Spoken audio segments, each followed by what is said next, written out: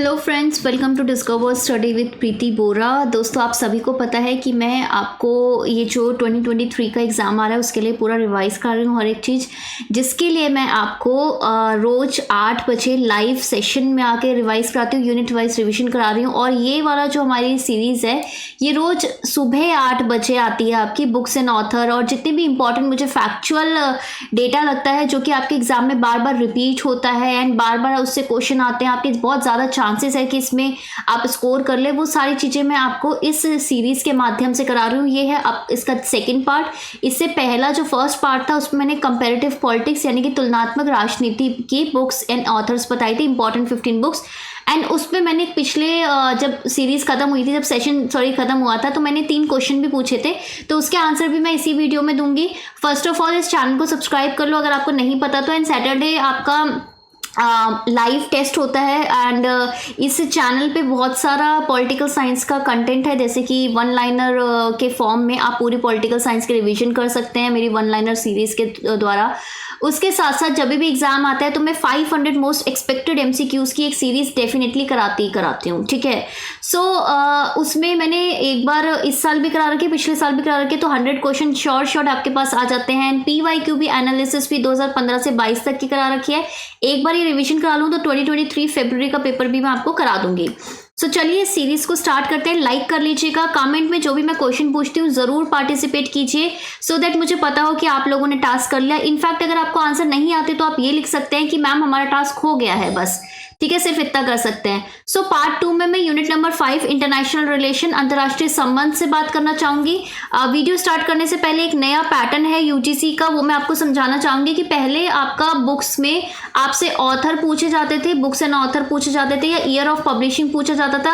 अब क्या पूछा जा रहा है कि कोई एक बहुत बड़ी बड़ी बुक है तो उसका पूरा फुल नेम पूछा जा रहा है। ये नया पैटर्न है, न्यू पैटर्न पे बेस्ड है, ये ध्यान रखना। नेक्स्ट आपसे पूछा जाता है, आपको बुक्स तक सीमित नहीं रखा गया है, उस बुक का सेंट्रल आइडिया पूछा जाता है कि यार कौन सी विचारधारा इसमें बोल रखी है, ठीक है, विचारधारा पे क्वेश्चन आ जाता है। कौन सा इसमें कंसेप्ट, कौन सी अवधारणा इसमें दे रखी है, उस पे क्वेश्चन आ जाता है।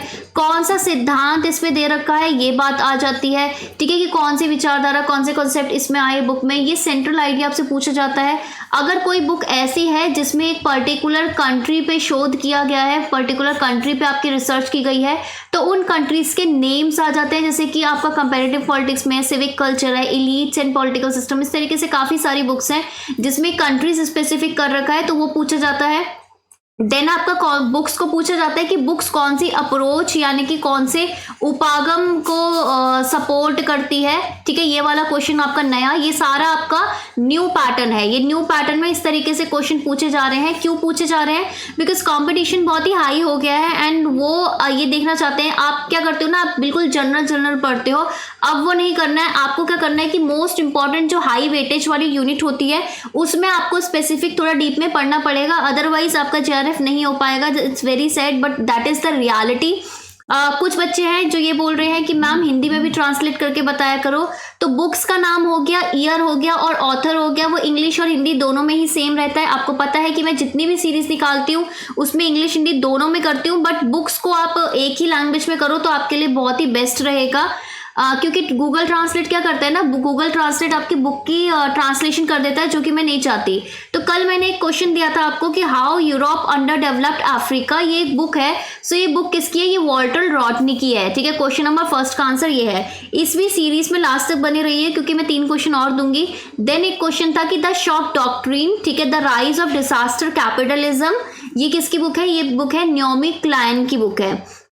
तीसरा आपका था कि नेकेड इंपीरियलिज्म, ये किसकी बुक थी? ये बुक है आपकी जॉन बेलमी फॉस्टर की। तो ये थे आपके आंसर एंड जिन्होंने भी पार्टिसिपेट किया, कमेंट किया है, वेरी वेल डन, ठीक है। मेरे को हमेशा पार्टिसिपेशन बहुत अच्छा लगता है। इवन अभी तक भी अगर आपने लाइक नहीं किया वीडियो को तो प्लीज अभी तक लाइक कर दो। चलिए स्टार्ट करते हैं। सॉरी, यहाँ पे यूनिट 4 लिखा हुआ है, दिस इज यूनिट 5, इसे ध्यान मत दीजिएगा।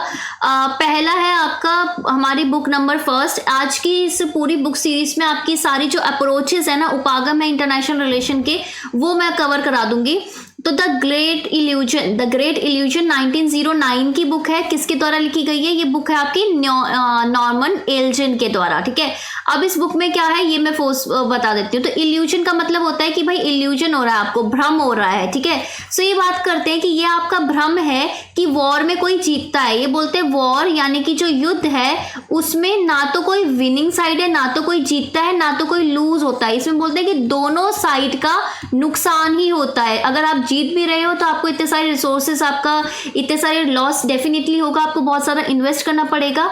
और इसमें ये बोलते हैं कि अगर आप आर्थिक रूप से, ठीक है, अगर आप आर्थिक रूप से, आपका इकोनॉमिक आप रूप से आप क्या करो, एक दूसरे पे निर्भर हो जाओ, ठीक है, तभी, ठीक है, तब क्या होगा, तब आपके बीच में युद्ध कम होगा एंड आपकी शांति बनी रहेगी। क्योंकि अगर आपने युद्ध किया या कोई भी डिबेट की तो उसके परिणाम स्वरूप आपका ट्रेड इंपैक्ट हो सकता है और कहीं ना कहीं आपके नेशनल इंटरेस्ट, राष्ट्रीय हित पे प्रभाव पड़ सकता है। इस वजह से आप थोड़ा शांति बनाए रखोगे। ये इनका इस बुक में पूरा इसका सेंट्रल थीम है, सेंट्रल आइडिया ये दे रखा है इन्होंने। सेकेंड बुक है moral man and immoral society, यानी कि ये नेबुर की बुक है। इसमें बोल रखा है मॉरल मैन यानी कि नैतिक इंसान, ठीक है, एक तरीके से नैतिक इंसान, और इमोरल यानी कि अनैतिक। ठीक है, अनैतिक क्या है? सोसाइटी यानी कि समाज। अब इसमें क्या बोल रखा है? इसमें ये बेसिकली ये बोल रखा है कि किस तरीके से जो मेन है वो आपका इमोरल बनता जा रहा है। इमोरल का मतलब क्या है कि लड़ाई करना, एक दूसरे से प्रतिस्पर्धा करना एंड नुकसान पहुंचाना, ये कहीं ना कहीं नैतिकता के अगेंस्ट जा रहा है। तो अंतर्राष्ट्रीय रिलेशन में किस तरीके से ये हो रहा है एंड स्पेसिफिकली इसमें ये जो बुक्स है ये बिलोंग करती है आदर्शवाद को, जो आपका आइडियलिज्म वाली जो अप्रोच है उस पे फोकस करती है ये बुक। ठीक है, ये जो फर्स्ट वाली बुक है ये भी आपकी आइडियलिज्म यानी कि आदर्शवाद के उसमें आती है। अच्छा, आपको पता ही है ना कि सबसे पहले जो आदर्शवाद आया था वो लिबरलिज्म की तरह आया था, उन्होंने सोचा था, लेकिन बाद में पता चला कि वो आदर्श समाज बना रहे थे क्योंकि कुछ भी जो चीजें थी वो प्रैक्टिकल नहीं हो पाई। तीसरी बुक आती है आपकी द 20 ईयर्स क्राइसिस। अब ये 20 साल का क्राइसिस है। 20 साल कौन सा? जो world war 1 and world war 2 के बीच में जो बीच का पीरियड है ना, ये एंड वाला, वो जब आपका ग्रेट डिप्रेशन था। तो उन्होंने बोला, किन्होंने बोला, E.H. कार की बुक है, बहुत ही फेमस है। ये बुक बिलोंग करती है रियलिस्ट यानी कि आपका यथार्थवाद, ठीक है, यथार्थवाद वाला जो विचारधारा है उसको बिलोंग करती है। ये बोलती है कि देखो जो फर्स्ट वर्ल्ड वॉर था उसके बाद आपने लीग ऑफ नेशन लेके आए, 14 पॉइंट आया और आप सबने डिसाइड किया कि आप एक डेमोक्रेटिक यानी कि आपका लोकतांत्रिक समाज होगा। एक ऐसा लीग ऑफ नेशन एक ऐसा प्लेटफॉर्म होगा जहाँ पे आप सारे जो प्रॉब्लम्स है उसको सॉल्व करोगे एंड कोई भी किसी की सोवरेनिटी यानी कि संप्रभुता में हस्तक्षेप नहीं करेगा। ये आपने बात की। उसके बाद आपने बात की थी यहाँ पे कि इकोनॉमिक इंटरडिपेंडेंस यानी कि आर्थिक आप एक दूसरे के लिए निर्भरता बढ़ाओगे सो दैट आपका वॉर ना हो सके। लेकिन इन्होंने बोला कि रियलिटी में, वास्तविकता में एकदम उल्टा हुआ है। वास्तविकता में क्या हुआ है कि इस दौरान क्या हुआ कि डेमोक्रेसी आने की वजह कैसा है कि सत्तावादी, अधिनायकवादी, नॉन डेमोक्रेटिक रिजीम ज्यादा है, फासिज्म, नाजिज्म।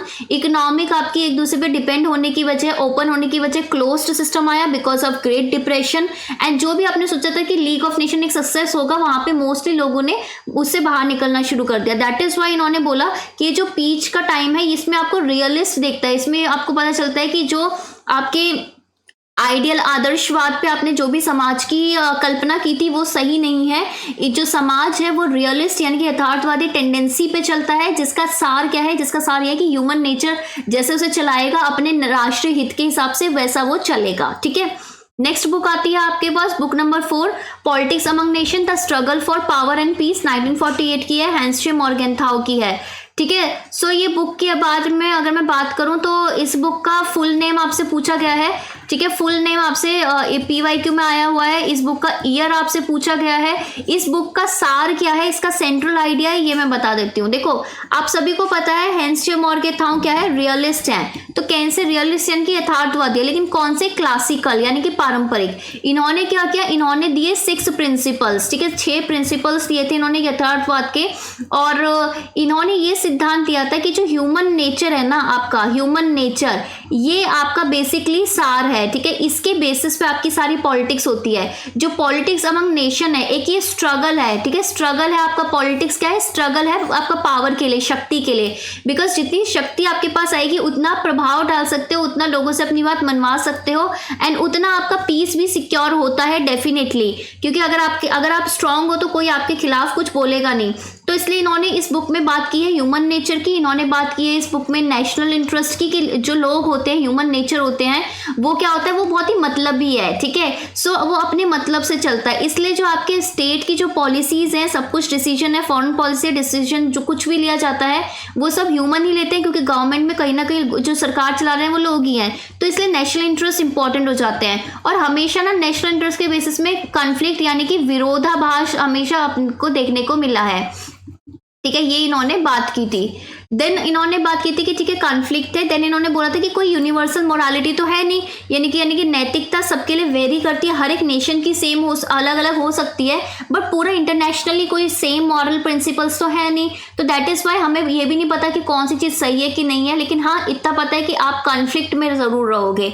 ये सब चीज़ें इन्होंने ये बोली है। और इन्होंने बोला है कि इसका तरीका क्या है, इसको मतलब रोक के रखने का तरीका है आपका कि बैलेंस ऑफ पावर होना चाहिए, यानी कि शक्ति संतुलन होना चाहिए, ठीक है। बैलेंस ऑफ पावर यानी कि शक्ति संतुलन डेफिनेटली होना चाहिए, उसकी ये बात करते हैं। नेक्स्ट बुक आती है आपकी थ्योरी ऑफ इंटरनेशनल पॉलिटिक्स। ये किसकी है, 1979 की बुक है। ये किसकी है, केनेथ वॉल्स की है। सो केनेथ वॉल्स ने एक चेंज किया। हैंस जे मॉर्गन था, बोलते थे नेशनल इंटरेस्ट किसके होते हैं, स्टेट के होते हैं। तो केनेथ वॉल्स ने बोला कि भाई जब अब न्यू एक्टर्स आ गए हैं, आपको पता है कि आफ्टर सेकेंड वर्ल्ड वॉर आपका डीकॉलोनाइजेशन, उपनिवेशवाद हुआ, जिसके परिणाम स्वरूप नए नए स्टेट्स भी फ्री हुए, नए एक्टर्स आए, जैसे इंटरनेशनल ऑर्गेनाइजेशन, कुछ मूवमेंट, सोशल मूवमेंट्स हो गया, कुछ इंडिविजुअल्स हो गया, ठीक है, कुछ एनजीओस, एमएनसीज, इस तरीके से नए एक्टर्स आए। तो अब क्या हुआ, इन्होंने बोला कि स्टेट मोस्ट इंपॉर्टेंट एक्टर तो है, लेकिन उसका जो औहदा है कहीं ना कहीं वो थोड़ा पहले से कम हो गया है, डेफिनेटली कम हो गया है, इसकी बात की। तो इसमें बोला कि अब किसका इंपॉर्टेंस है, अब उन्होंने बोला कि सिस्टम की इंपॉर्टेंस है, स्ट्रक्चर की इंपॉर्टेंस है, ठीक है। यानी कि जो भी आप प्रणाली बनाते हो, जो भी प्रोसेस बनाते हो वो इंपॉर्टेंट है, जो भी संरचना है वो इंपॉर्टेंट है। तो आपका कॉन्फ्लिक्ट तो होता है, लेकिन हमेशा आपका क्या है, सिस्टम और स्ट्रक्चर इंपॉर्टेंस है। दैट इज वाई इस रियलिज्म को क्या बोला, स्ट्रक्चरल रियलिज्म बोला, ठीक है, स्ट्रक्चरल रियलिज्म बोला। और केनेथ वॉल्स बेसिकली एक थ्योरी डेवलप की है, कौन सी, डिफेंसिव रियलिज्म की। इन्होंने बोला कि भाई रियलिज्म में, यथार्थवाद में क्या होता है ना, हर कोई ये कोशिश करता है कि अपना डिफेंस स्ट्रांग होए ताकि आप पे कोई अटैक ना कर पाए। अब यही इसका जो प्रैक्टिकल एग्जाम्पल ये देते हैं, ये बोलते हैं कि कोल्ड वॉर में हमें यही देखने को मिला था कि दोनों साइड क्या करने लग गए थे, डेटरेंस बढ़ाने लग गए थे। डेटरेंस कैसे, कि दोनों अपना आर्म्स रेस करने लग गए थे, एंड आर्म्स रेस करने के चक्कर में इन्होंने क्या किया कि इतने स्ट्रांग अपने वेपन्स कर लिए कि कोई दूसरे पे वॉर ना कर पाए, क्योंकि वॉर उनको सच में सोचे कि यार हमें खुद को नुकसान ना हो जाए, इसके पास तो इतने हथियार हैं। देन एक और चीज ध्यान रखना, आपका रियलिज्म, यथार्थवाद की थ्योरी ये जरूर कहती है कि जो अंतरराष्ट्रीय जो सिस्टम है पूरा क्या है, अनार्की पे चलता है, अराजकता। कोई इंटरनेशनल लेजिस्लेचर, एग्जीक्यूटिव, जुडिशरी तो है नहीं जैसे हमारे स्टेट में होता है। डेफिनेटली यूएन है, बट उसका जो औहदा है वो स्टेट की संप्रभुता, सोवरेनिटी से ऊपर नहीं है, ये ध्यान रखना। दैट इज वाई इतना कॉन्फ्लिक्ट वगैरह होता है, इतना इंटरेक्शन होती है। Book number 6, the tragedy of great power politics, ठीक है। ये जो tragedy of great power politics है 2001 में, ये जॉन मर्शाइमर की बुक है। इस बुक में इन्होंने बात की है आपका ऑफेंसिव रियलिज्म की, ठीक है। इन्होंने बोला है कि हर कोई क्या करता है ना, एक तो डिफेंसिव रियलिज्म था कि भाई हमें सुरक्षात्मक आपका यथार्थवाद, ऑफेंसिव क्या होता है कि आक्रामक, ठीक है, कि आक्रमण, ठीक है, यथार्थवाद। अब इसमें क्या होता है ना, इसमें बोलते हैं कि इसमें ना हर कोई क्या करता है, चैलेंज करने की कोशिश करता है प्रेजेंट सिस्टम को, कि अभी जो प्रेजेंट सिस्टम है इसको चैलेंज करने की कोशिश करता है ताकि अपनी आधिपत्य, जो पुराना आधिपत्य है उसको हटा के अपनी आधिपत्य चल सके। और इसका एग्जाम्पल इन्होंने दिया था चाइना का, ठीक है, कि चाइना किस तरीके से एक्सपेंशन कर रहा है उसको समझाते हुए इन्होंने बोलता है कि ग्रेट पावर पॉलिटिक्स कैसे होती है, बैलेंस ऑफ पावर किस तरीके से होता है, ये सारी चीजें इन्होंने बात की थी। देन आता है book number 7, from wealth to power. अब ये बुक क्या है, ये 1998 की बुक है। अब मैं हर एक बुक में क्या बात की थी ये क्यों बता रही हूँ, क्योंकि अब आजकल इस तरीके से क्वेश्चन आता है, बुक का फुल नेम पे भी क्वेश्चन आता है।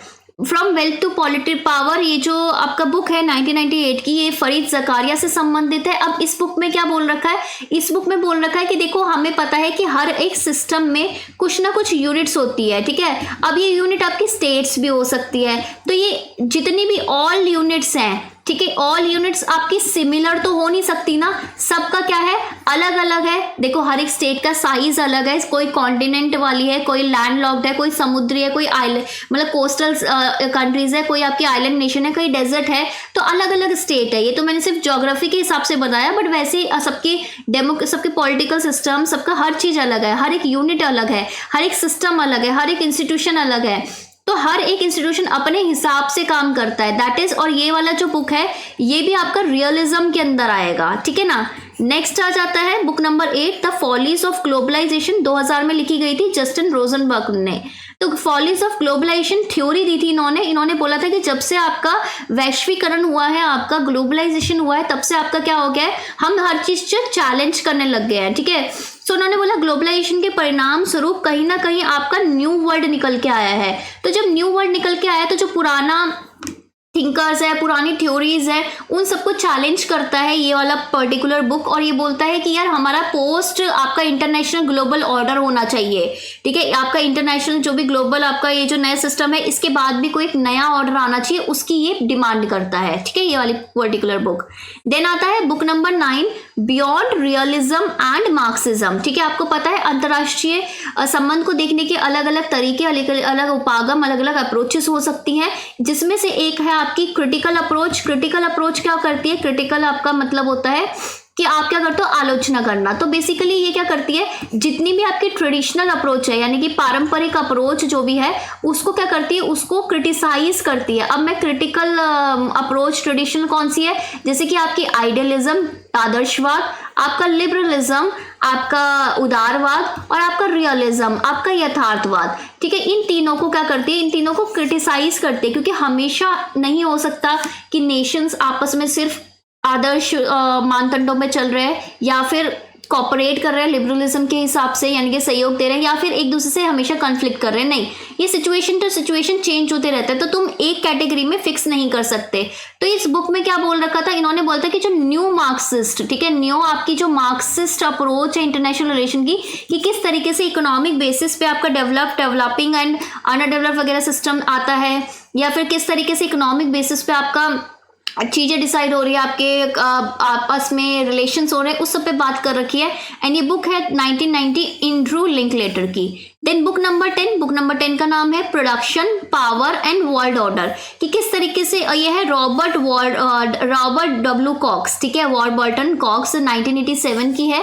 इसमें भी आपका क्रिटिकल थ्योरी पे ही फोकस कर रखा है, critical theory and Marxist theory पे बेसिकली फोकस कर रखा है, कि किस तरीके से प्रोडक्शन के बेसिस में पावर किस तरीके से विभाजित है। ऑब्वियसली इंटरनेशनल रिलेशन, अंतरराष्ट्रीय संबंध को जो मार्क्सिस्ट है वो क्या बोलते हैं कि स्ट्रगल ही है क्लास के बीच में, लेकिन नेशनल लेवल पे, स्टेट के बीच में, क्लास के बेसिस पे आपका स्ट्रगल है, ठीक है। और किस तरीके से वर्ल्ड ऑर्डर हो रहा है, ये सब चीजें इस बुक में मेंशन कर रखी है।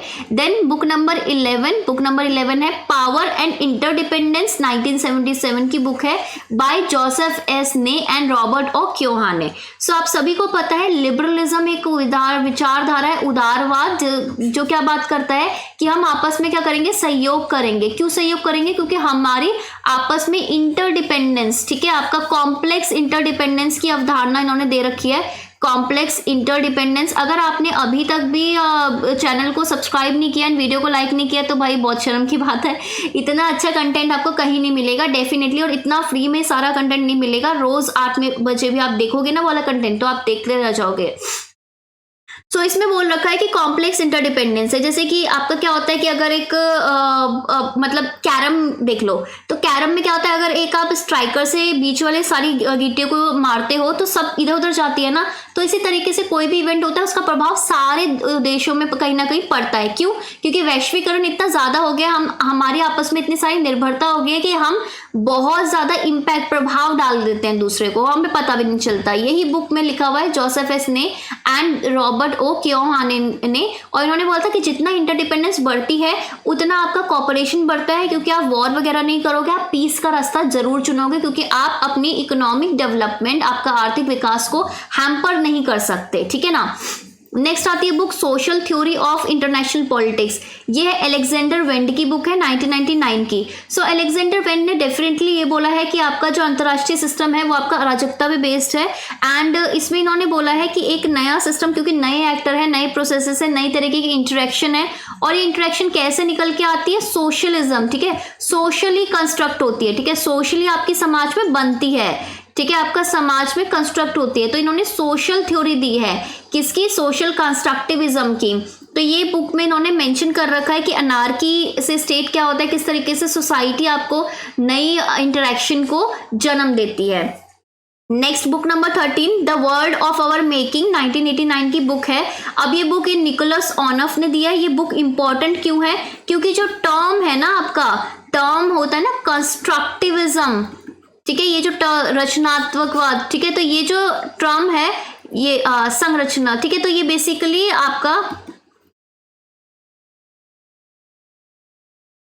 ठीक है ना, सो ये जो टर्म है ये बेसिकली इस बुक में कॉइन कर रखे, इस बुक में मेंशन कर रखे इन्होंने। इसमें बोल रखा है कि जो लोग हैं, लोगों की इंटरेक्शन के थ्रू सोसाइटी में कुछ ना कुछ आपका अलग अलग तरीके की सोसाइटी बनती है। अब सोसाइटी आपस में इंटरेक्शन के थ्रू अलग अलग तरीके की स्टेट बनती है, एंड उसी तरीके से आप डिसीजन लेते हो एंड ऐसी फॉरेन पॉलिसी चलाते हो, और उसी के बेसिस में आपके इंटरनेशनल रिलेशन डिसाइड होते हैं। यानी कि ऐसा कोई फिक्स्ड नहीं है कि लिबरल या फिर रियलिस्ट या आइडियलिस्ट होगा, आपके सोसाइटी के हिसाब से हर चीज चेंज होती रहेगी और हर चीज आपकी इंटरेक्शन के बेसिस पे बनती रहेगी, ठीक है। नेक्स्ट आपकी बुक आती है book number 14, traditional and critical theory. So basically traditional and critical theory 1937 की बुक है, मैक्स हॉकहाइमर की मैं बात करूं तो सबसे पहले क्रिटिकल थ्योरी यानी कि क्रिटिसाइज करना, आपका आलोचना करना ट्रेडिशनल अप्रोचेस को, जैसे कि आइडियलिज्म, रियलिज्म, लिबरलिज्म, इन्होंने ही स्टार्ट किया था। इन्होंने बात की थी कि किस तरीके से वो सीमित है, किस तरीके से वो नेग्लेक्ट कर रही है वर्ल्ड का,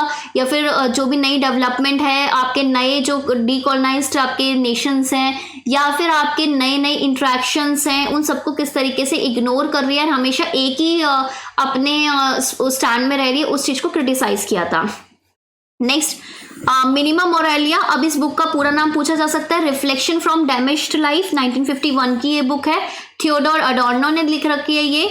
अब इस बुक में क्या स्पेशल है, इस बुक में बोल रखा है कि किस तरीके से आपका बढ़ते हुए ग्लोबलाइजेशन के हिसाब से जो मॉरलिटी है, यानी कि जो नैतिकता है इंसान की, वो कैसे आपकी कम होती जा रही है, इस चीज पे फोकस कर रखा है कि रिफ्लेक्शन, और ये किस तरीके से डैमेज्ड लाइफ की तरफ लेके जा रहा है ह्यूमंस को।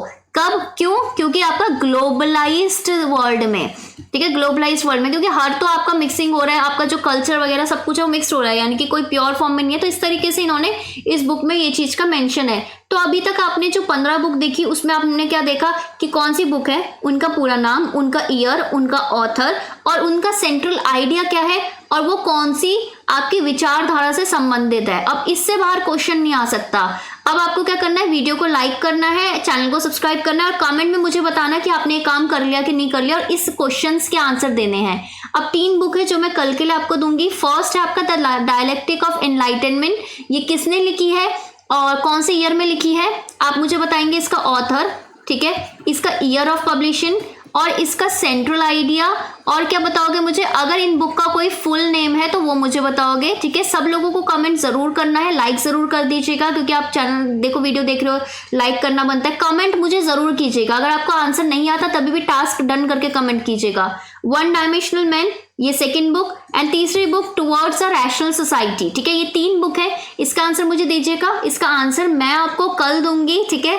और ये जो सीरीज है कितने बजे आती है, सुबह 8 बजे आपका फैक्चुअल रिवीजन वाली सीरीज आती है, रात को 8 बजे आपका लाइव सेशन होता है जिसमें आपको सारा रिवीजन कराया जाता है, एंड डेली आपका हमेशा हर सैटरडे को 8 बजे लाइव टेस्ट होता है, इसे करना मत भूलना। इसके अलावा 500 मोस्ट एक्सपेक्टेड एमसीक्यू 2 बार जो करा रखे हैं, एंड वन लाइनर जो आपके पॉलिटिकल साइंस पूरी रिवीजन करा देंगे, क्रिस्टल क्लियर कर देंगे आपके कॉन्सेप्ट, एंड डेफिनेटली आपका फैक्चुअल क्वेश्चन गलत नहीं होगा। वो वाली सीरीज कभी मत भूलना करना, ठीक है। All the best for your examination, I hope आपका सिलेक्शन हो जाए। कोई भी डाउट है इसके अलावा आप चाहते हो कि कोई नया टॉपिक मैं पढ़ाऊं, प्लीज कमेंट बॉक्स में आप लिखिए, अपनी सारी प्रॉब्लम्स आपके कमेंट बॉक्स में लिखिए ताकि मैं उसे सॉल्व कर सकूं। मिलते हैं कल, तब तक के लिए bye bye, take care, have a nice day.